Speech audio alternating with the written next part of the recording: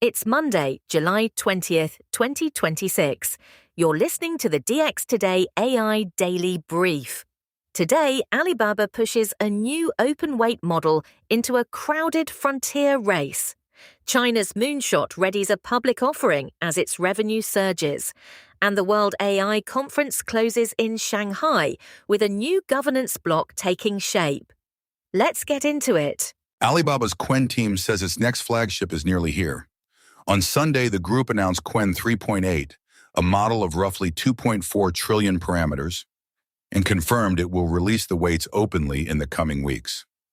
A preview version, Qwen 3.8 Max, is already live on Alibaba's cloud at a fraction of standard pricing. The move extends a two-track strategy: sell a closed top-tier model while giving away capable open versions to win developers. It also raises the stakes in an open-weight race now crowded with Chinese labs. For enterprises weighing cost against control, a frontier-scale model they can run themselves is an increasingly hard offer to ignore. From open models to Brussels. In Europe, regulators have done what no rival could. The European Commission issued binding orders under the Digital Markets Act requiring Google to open Android to competing AI assistants and to share slices of its search data with rivals. Eligible assistants would gain voice activation and cross-app abilities subject to user consent, while Google must offer anonymized ranking and click data on fair terms. Search data sharing begins in January, with Android interoperability due by the middle of next year. Google's leadership pushed back, warning the remedies could weaken privacy and security.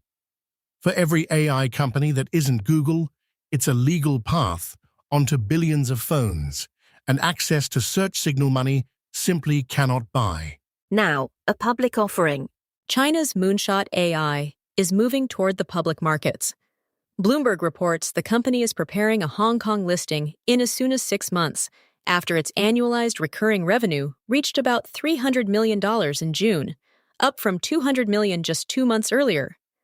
The surge follows the release of Kimi K3, Moonshot's massive open-weight model that stunned American labs. To clear the listing, the startup is unwinding the corporate structure that once routed it toward a U.S. offering. It's a striking turnaround for a company that, a year ago, was burning cash to stay in the race, and a sign of how quickly commercial momentum is shifting toward China's open model champions. Chips fuel the boom. The company that actually makes the world's AI chips is spending like the boom is just beginning. On its quarterly earnings call, TSMC unveiled an additional $100 billion for its Arizona operations, lifting its total U.S. commitment to $265 billion across 10 fabrication plants and 2 packaging sites. The chipmaker also raised its capital spending plan for the year to as much as $64 billion and lifted its revenue outlook, after quarterly profit jumped more than 70% from a year earlier. Chairman C.C. Wei said conviction in the multi-year AI trend remains, in his words, very high. When your foundry doubles down, the demand signal is hard to argue with. A free era ends. An era of free access just closed at Anthropic. As of late Sunday, the company's free window for its Claude Fable 5 model expired, shifting users toward a prepaid credits model priced by the token. Fable 5 had been among the strongest models anyone could use at no cost, and its expiry lands the same week a Chinese rival promised free open weights within days. The timing puts Anthropic in an awkward spot, ending a giveaway just as a capable free alternative arrives. Many expect the company to answer with a new release rather than simply flip the meter. Anthropic is negotiating from strength, with a confidential public offering filing and top safety marks, but the competitive backdrop has clearly shifted.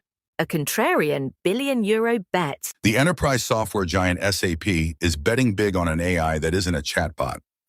SAP completed its acquisition of Prior Labs, a German startup pioneering so-called tabular foundation models, and pledged more than 1 billion euros over 4 years to scale it into a frontier lab. Prior Labs built a model series, published in the journal Nature, designed for the structured data that actually runs businesses, ledgers, inventories, and transaction tables, rather than text. SAP's reasoning is refreshingly contrarian.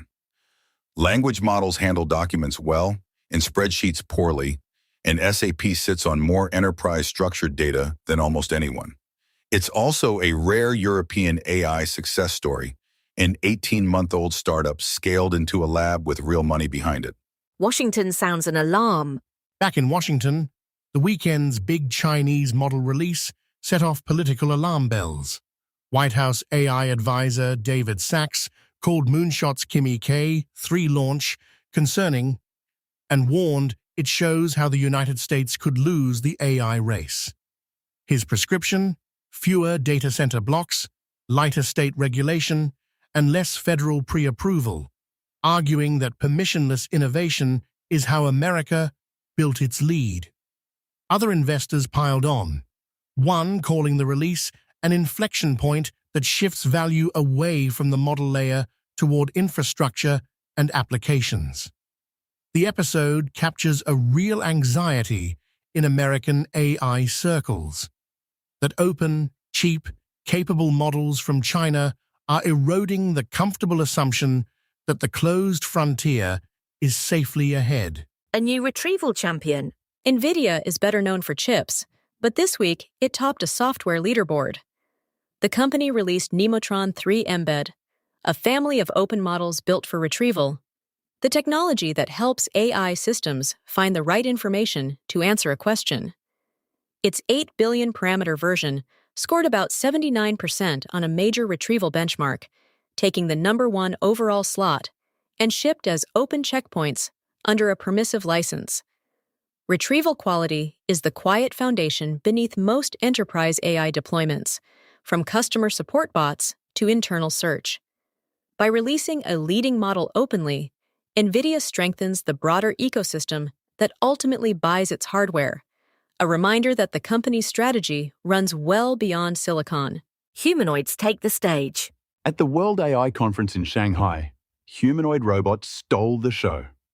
Chinese firm AGIBOT debuted 4 products, led by its A3 Ultra, a full-size humanoid standing about 1.7 meters, weighing 60 kilograms, with 51 degrees of freedom and roughly 8 hours of runtime on Nvidia's robotics brain.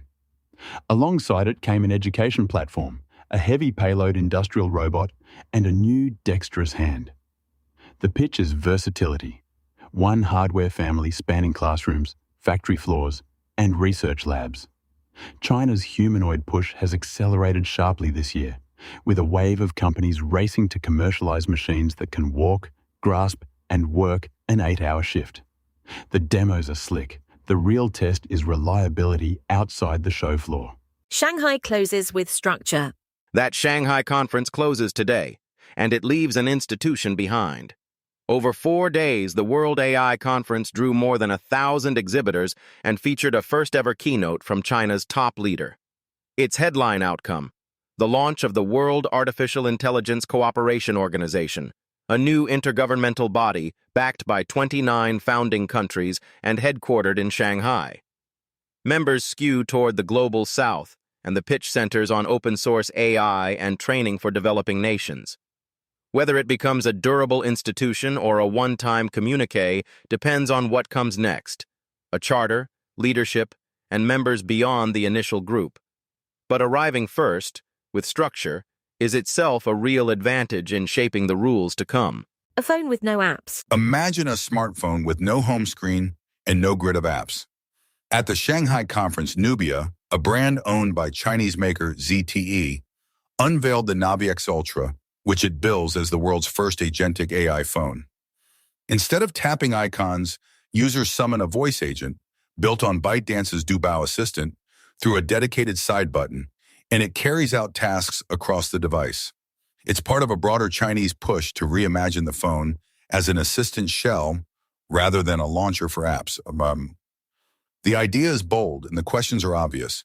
Can an agent reliably replace the app grid people know, and will buyers trust it to act on their behalf? Mass production is reportedly next.